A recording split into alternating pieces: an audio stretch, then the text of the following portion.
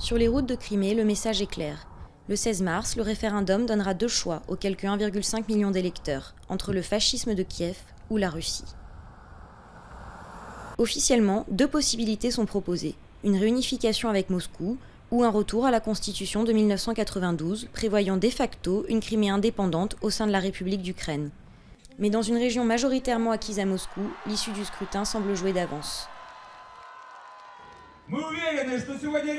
Nous pouvons être certains que le référendum que nous mettons en place définira la place historique de la Crimée.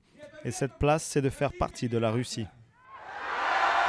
La Russie contrôle déjà de facto la région 2 semaines après la prise du Parlement et des bases militaires de la presqu'île par des milliers de soldats russes. Les autorités de Simferopol assurent que le référendum sera légitime et transparent. Mais Kiev et l'Occident dénoncent un scrutin illégal, une annexion de fait de la Crimée par Moscou.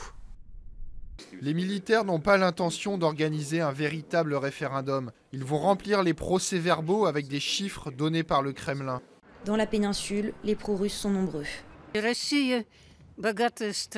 La Russie est un pays riche, on vivra beaucoup mieux. C'est notre patrie. Mais des communautés minoritaires s'inquiètent. Les dirigeants des Tatars, qui représentent 12 à 15% de la population, ont appelé au boycott.